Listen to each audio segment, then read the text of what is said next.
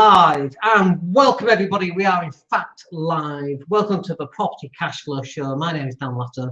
Hope you're well today. What are we? 15th of January. Hope you are still continuing with your New Year's resolutions. They tend to finish after the 14th. That's usually the date that's most people's New Year's resolutions kind of peter off a little bit. But hopefully you are still going with yours. Let's just have a look. That's fine. So, in today's Property Cashflow Show, I want to talk to you about the darker side of property investing, and I wanted to come up with a really dark title, full of mystique and mysteriousness. And basically what I want to talk to you is about when stuff doesn't go your way in property. So, I've been an investor for 20 years now, and when I first bought property all that time ago, goodness me, where have those years gone? It feels like yesterday. But we've had it all. We've had everything, anything that you could possibly have. Actually, we haven't quite had it all. We've had nobody die in our properties, despite owning a lettings agency that has managed thousands on thousands and thousands over a 10, 12-year span, but it actually existed. We never had anybody dying there. I think we had a couple of close shaves. We had a guy, we were doing a viewing once, and the tenant knew we were doing a viewing. And I wasn't there on this viewing, so my guy's telling me about this viewing. And so he got to the place, and he tried to open the door. It was unlocked. It would only open a little gap. He couldn't work out why. And he's trying to peer down the gap, see what's stopping the door from open. And it was a body. So he was like, well, there's no way to do it. So he pushed the door back and moved the guy back. And surrounding the body was beer cans. The guy was basically unconscious from all the alcohol that he had. But he was doing a viewing for a rental because the guy's moving out. So that was an interesting one. So we've had that. We've had no murders, thankfully, touch wood. We've had no death from natural causes, no fires, thank God, again, touch wood on that. And we're busy putting in fire extinguishers and fire blankets into all our properties now. We're making sure that they've got fire doors where they need to have fire doors, of course. And actually, as we keep moving forward, we're just constantly improving on this because it's weighing on my mind a little bit. But we've had drunks, for example. We had drunk a couple of months ago, and he was really nasty. A very nice guy when he was sober, but when he hit the beer, he was just really unpleasant, very, very unpleasant. And in the end, we had to evict him, and actually he moved out anyway. And I kind of feel sorry for him because, you know, it's a disease effectively, and he just needs help, and he wasn't getting any help, you know. And we can only help so much as investors and landlords and that kind of thing. We tried to help, but it just, you know, didn't work out. So we've had those, of course, and we have we've got a couple of things that we do. We have a no dickhead rule. We don't allow dickheads into our properties. And if you're going, well, what's the definition of a dickhead? Well, if you need to ask that, and you know what your definition is, and I know what my definition is as well. They might be similar, they might be different, but anyone who's just like aggressive with us for no reason, just drunk. Unfortunately, when he was drunk, he was aggressive.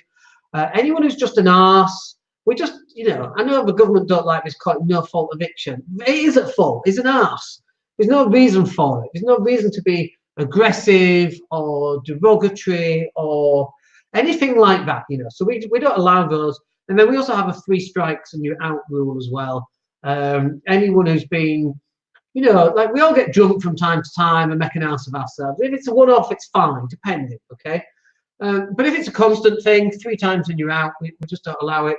If you lose your keys 3 times, it's like, we're not even allowed to charge for call-out fees anymore. Do you know what I mean? Tenant fee ban. It's just ridiculous. But we're going to have those. But where possible, we want long-term nice tenants, and if tenants are nice with us, we'll be really nice back. If not, we'll put the rents up. Just how we want to work it. But we've had cannabis farms, and so the question is, what do you do when you have a cannabis farm? Well, you smoke it, I suppose. You don't smoke it. That's a joke. But like with a cannabis farm, it's like £5,500 worth of damage. There's a Coke can next to all the weed. And I said to the officers, why don't you like fingerprint it? And then, we had a fake ID off this guy. We ran credit checks and everything. It was all fake, turned out. And the police were like, well, did you see him drink that can? I'm like, well, no. So it could be anyone's then. The guy's lived there for 9 months, for goodness sake. Why, Why would it be anybody else's? So that didn't work out so well.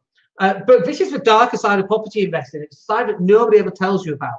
And it's ridiculous that you go on these training courses, no one ever tells you about it. It's always positive stuff and financial freedom and all that kind of stuff. And all that kind of stuff is important and it's good, but it's not the be all end all. You need to understand some of the things that can go wrong and will go wrong. There might be murders in your property. There might be, natural causes, deaths from natural causes in your properties. You're going to have drunks. You're going to have a cannabis farm at some point. You're going to have somebody who trashes the place and puts dog crap all over walls. And by the way, when you paint that stuff, it usually leaves a thing, so you have to sand it down and then repaint. Anyway, you have all that stuff to have to deal with. You're going to get people who don't pay rent and don't leave. Then you're going to have to go to court, and then Shelter are going to turn up. They're going to defend them. Even though the guy's in a full-time job, this actually happened at a place in Doncaster. The guy had a full-time job, £2,000 a month, wouldn't pay his £500 a month rent, turns up with Shelter. Him and his girlfriend were on the tenancy. She'd moved out due to alleged domestic violence, whether that's true or not, who knows.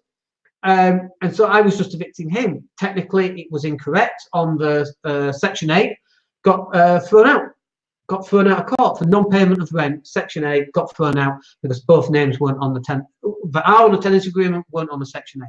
So Shelter are helping protect this guy who's got money but decides not to pay rent. This is one of the reasons why I hate Shelter so much, is that we talk about homelessness and Shelter are causing homelessness, but that's just part and parcel of it. On the way out, I said, that's fine, it's not a problem, we'll see you in court again. We got CCJ on him. We are going to issue bailiffs in 5.5 years, less than that now because it was a year and a half ago. 4 years, we'll issue bailiffs. Once he's moved on, we'll run a trace and we'll go and find him. And he can pay us all the money plus interest that he owes, which is about, I don't know, £2,000, something like that. 2 or 3 grand, because we had to go back to court because the first one failed. So this is the darker side of property investing. The other side of this as well, by the way, is, like I was doing Section 8s myself, and I'm the worst person to do a Section 8. And afterwards, I flew in and I wanted to be there and I did it and it failed. And it's like, why am I doing this? It was a good lesson for me to learn. I'm not an expert at legal stuff or Section 8s and Section 21. So now we just pay somebody else. My job really is to have less of a headache, is to have an easy life. That's really what I want. And so now we just pay a third party to do whatever it is that we need doing. Why should I be doing that? Let somebody else do it. Yeah, it's a cost implication, but that's all right. I'd rather do that and get it done properly, and then we can get on with being landlords with our nice tenants who we do enjoy dealing with. If you're watching this, by the way, please come and say hello so we know you're there. Let me know who you are as well, because it doesn't come up. But on the darker side of property, you need to understand what the rules are in property investing. And this is one of the things that really, really annoys me, is that people buy a buy-to-let property and then they have no idea what they're doing, how to do it. Oh, well, I'll just change his locks. That'll get him. That's illegal. You got a prison for that. It's an enforced eviction. You can't do it. And this is one bit of advice we'll give you if you're going to get into long-term buy-to-let property, is understand what the rules and regulations are. Get yourself on an RLA or an NLA training course on how to evict tenants, how to issue tenancy agreements, how to deal with tenants. The guy that's poured cement down the toilet and the tenant had to leave, and the guy's thinking, great, I've got rid of the tenant, went back to court because the tenant sued him, had to put in a new toilet and give the keys back to the tenant because it was an illegal eviction. Now he's got another 2 or 3 months. Then he goes to court and the tenant says, well, he put cement down the toilet. It doesn't look good, does it? Instead, you should just do this the proper way, but most people have no idea. Or they get the idea out of the mates down the pub. Oh, no, you just put cement down his toilet. That'll do it. That'll force them out. Or super glue the locks. That's like, come on, guys. It's 2020 now. We can't do stuff like that. If you want to be a professional landlord, you've got to start acting like a professional landlord. No wonder landlords have such a bad rep. I was just reading this morning about a £35,000 fine in Sutton, I think it was. And the landlord had tenants in rooms and the electrics were dangerous. And when he got an improvement notice, he just ignored it. Cost him £35,000. You can't get away with stuff like that. It's just not allowable. And why would you want to be that guy? Why would you want to be that person? I know tenants do the dirty from time to time. I know they don't pay rent. And they come up with, well, my grandma's died. And then next month, my grandma's died. And the next month, my grandma's died. And how many grandmas have you got? I get that you might be having a few financial difficulties, but don't lie to me and tell me 3 grandmas have died. Oh, well, one wasn't a grand, she was an aunt. You're just making shit up. 3 strikes and you're out, you know. So I get that people have got fallen hard times. I get that people have difficulties, health, with their income, with their family. I get all that as well. But if it was your mortgage company, they would still expect you to pay the mortgage. And I'm no different than that. So pay, you know. So we can help them make the transition easy. If they've lost a job, we just got a tenant right now. He's in a HMO. He's in his 50s, incredibly nice guy, and he's lost his job and he's panicking. I'm like, dude, just relax a little bit. It's okay. Don't worry. We'll help you out. He's been in there for 2.5 years. Really nice guy. Dude, shit happens. It's fine. We'll help you get over this. What do you need from us? How can we help you? Have you got food? He's got heat and light and Wi-Fi, right? He's got all that because he's in the HMO. Have you got some food? Let's put you in touch with your local church or your local food bank. Let's get your help sorted there. What else can I help you with? Do you need help getting a job? Is there something? Do you need a character reference? Nice guy.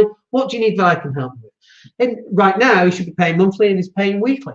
And I don't know where he's getting his money from. Maybe he's got another job. I don't know. But he's fine. He's happy, you know. So our job is to help people, not kind of go against them.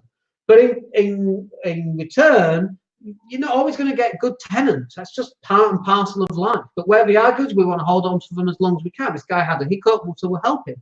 But there's a darker side to this with tenants, and that is that tenants, you know, they're professional, non-paying tenants. I'll give you an example. So we had a property, we still got it actually, in Bradford, and it was when I was running my letting agency. This guy turns up in his convertible BMW for a flat that was at the time was maybe 350 quid, very low value. This guy turns up in a convertible Beamer. Now I'm like, why are you in a convertible Beamer for this flat? The flat's nice, but it's low end. It's a grade 2 listed building, very nice, but you drive around in a Beamer, it just didn't match up. He had a 3-piece suit on. There was something about this guy I couldn't put my finger on. Anyway, we rejected him as a client, okay? Something about him, I didn't know what it was. Somebody else moved him into one of their flats. I think it was not William Hill, that's a betting. William H. Brown moved him in. It's in Bradford. So Sequence and William H. Brown is the same organisation. It's a William H. Brown. They moved him in. We were talking about bad tenants about 3 or 4 months later. I was in their office because I was buying another property. And we were talking about bad tenants. And I said, oh, we had one at this particular location. And I said, wasn't the guy driving a BMW? Yeah, it's like really weird. But what happened? Well, he moved in, and the day he moved in, he stripped the joint. He literally turned up with a van, and he took out the kitchen, all the white goods. He took everything that was of any value, capped off. He took all the heaters, took the oven, took the fridges, took the units. It's crazy. And this was like that gut feel. So he literally stripped back a flat. I have no idea how they get through references. You know, we run references, and honestly, we've gone through stages where we haven't run references because, like, frankly, what's the point? It's just a load of lies anyway, usually. But we run them now. But he got through references, and he got through, and he damaged all his property and nicked it all. This is the darker side of being an investor, and you need to understand that if you're going to be an investor, this is what some of the stuff that can happen in your properties. We had another one a couple of weeks back in December. The guy messages me, can you help me? It's 6 a.m. in the morning. I've been forced out of my flat with strangers in the flat. And I'm like, well, strangers just people you haven't met yet. His friend, who was female, but not in a relationship, a friend, she was having friends round, or they were bullying him or something, and he had to get out of the flat. I'm like, dude, you need to phone the police if it's this bad. You know, you're paying your rent on time. If it's a breach of noise and a nuisance to neighbours, then we'll be interested in that. But other than that, you know, if it's strangers, I've got friends who are strangers to you. If you're watching this right now, you've got friends who are strangers to me. Everyone's a stranger. You might be a stranger to me. I don't know who you are, right? So everyone's a stranger until you get to know them. And he didn't phone the police, and he had a chat with her, and it kind of calmed down. And then just one morning, she said, right, that's it, I'm leaving. She refused to pay rent. He was petrified about his rent and so on. So she just got up, and, you know, it took her a week to move out. And then we knew we weren't getting rent from her side. He paid his side. But he was on a bit of a delay on paying because he changed jobs as well. So we had to manage this whole situation. We managed it really, really well, by the way. She refused to pay, but she did give us a forwarding address. So what we did was we sent a letter out. Unfortunately, I don't know why this happened, but she gave us a forwarding address of where she was staying with her parents. And so I don't know why this happened. It's just computer error, deleted the Miss It just deleted that bit. It didn't say miss, so it said the lady's surname, and so it went to her mum and dad's house, which is just a bit weird because maybe she didn't open it. Maybe her parents might have opened it. I don't know. It was completely accidental, of course, as I'm sure you can appreciate. But anyway, we got the money through almost immediately after that letter had been served, which was, you owe us this money. You said you're not going to pay. You know, we've had problems with your other tenant partner saying these problems have occurred. Anyway, we got that money through, and the other guy is getting paid tomorrow. He's already paid a little bit. He owes like 130 quid. That money's coming in tomorrow. So it's just about managing this stuff, about when tenants don't pay. So there's a couple of extra things on this that I can talk about. If you've got any questions, by the way, about this stuff, I'm more than happy to answer these. So one of the things that we do is, if a tenant's in the property but not paying, we'll issue a Section 8 after 32 days. You know, that's 2 months in arrears effectively. So if it's 1st of Jan, by the 2nd of Feb, you can issue a Section 8 because they're technically more than 2 months in arrears. Due on the 1st month, due on the 2nd month, but now 2 months in arrears, even though it's only 32 days. Okay. So we issue Section 8, but at the same time, let's say it's £1,000 a month. We issue a Section 8, fine. We then also issue a money claim online for the 2 months in arrears. We used to claim the Section 8, and we can't do that anymore because it's a tenant fee. But we just claim it for the £2,000 in arrears, and then we issue a money claim online. And this is what happens. This is what's really interesting is, when we send you are late, we don't get a response, we just don't pay. And when we go, well, Section 8, you know, we have a 4-week sequence of letters. When we say, well, we're going to issue Section 8 and we still don't pay, when they get issued the money claim online, they often pay. And so this is why I think this happens. It's really important for you to understand, is that when you're sending letters, most people threaten, well, I'll sue you. We say it, like, we don't sue people in the UK, we take them to court. Okay, so when people say, oh, well, I'm going to sue you, you don't know what you're talking about, do you? That kind of is an indicator that somebody doesn't know what we're talking about. But when someone says, that's fine, I'll have to instigate the court process, now we might pay attention to that, okay, because that means a little bit more. But we know when someone says, well, I'll sue you, they're not going to sue us. And when we say that to a tenant, I think the tenant has that same understanding. But when they get a money claim online that says, you know, I've got 14 days to apply to this, they're like, oh my gosh, now we are in trouble. And honestly, 90% of the time, most tenants will actually pay the rent that's owed. And they're, oh, so sorry, I'm having such a bad time. I'm so sorry, it never happened again. And by the way, depending on who they are and how they've done it, we will still evict based on that. We will still continue with the Section 8 because we don't want them in our property. And by the way, this is the other thing, is one of the ways in which you can tell is if the rent's £1,000 and this month paid £900 and we're £100 late, and next time it's £950 and we're £50 late, and the next time it's £850. This is a problem that's just been kicked down the road. You can see it's been kicked, but you can't issue a Section 8. But at this point, we want to issue Section 21s because we know that they are going to miss both rents. We know that this is coming. Okay, I can tell you that happens probably about 75% of the time, and we want to mitigate that. And so we might even issue, if they haven't paid that money at all, like if they're £100 late and then £50 late and 150 and they haven't paid it, we'll issue a county court claim for that little bit of money. That sends them a message that we're really serious about this and that they need to get up to date. And usually that will force the issue. They'll move out or they'll find some money or whatever. But if they're struggling at that, you want to be questioning, why are they living in that unit? You know, £1,000, £500. It's irrelevant how much that actually is. But we want to be questioning whether we want these people in our unit, because honestly, after 20 years experience, I can tell you that 75% of the time you're going to have a problem later on down the line. That's not to say that that's what happens all the time, because it's not. 25% might be fine, but it depends on how they are, and you've got to read the situation. So if you're an investor over a long period of time, and this is the same for property sourcing is really, really hard. I know people go on property trading courses, that's fine, and they sign up for mine, and that's fine. It's really, really hard. You've got to drop a lot of leaflets. You've got to speak to got to kiss a lot of frogs before you find your prince, right? Can't believe I just used that in a podcast, but there you go. But you've got to be on your game. You've got to have systems and processes. What happens if this is going to happen? What happens if this is going to happen? Not only that, you've got to be educated about what to do when a particular thing happens. And you get that education from NLA, RLA, the official landlord bodies. You've got to go down that path and make sure that that you are getting the right training so that you're not left with a problem that you don't understand. It's absolutely vital that you do that. And I think that will do us for the darker side. There's so many other aspects of the darker side of property. I was reading this morning about the West Bromwich Mortgage Company, and they put interest rates up, which was against the contract, but in the small print basically said we can do whatever we want. And 118 Property did a class action lawsuit against them, which they lost, and then it went to the Court of Appeal, which they won. So it took a couple of years. Like, it can be the Wild West. Do you know what I mean? Being a property investor is risky, but the thing that reduces the amount of risk is the level of education. I can't tell you how many times I see people and they are, oh, it's all risky. I'm like, well, have you done any training? No. Have you got any experience? No. Well, you don't know what you're talking about then. Like, riding a horse is risky. Riding a bike is risky.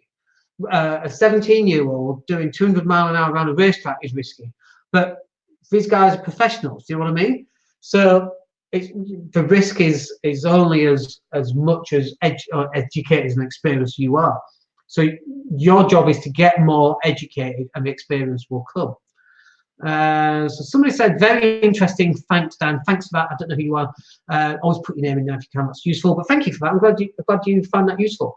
Always happy to answer questions, of course, because I think it's very important. Anyway, that will do us for today. Hope that's useful. We'll catch up with you on Friday. Mindset Hustle Show. Join us 12 o'clock noon on Friday in the Facebook group at danielatta.co.uk/mastermind. Come join us for that's free. And we'll speak to you on Friday. Hope you have a good week, and we'll catch up with you soon. Take care.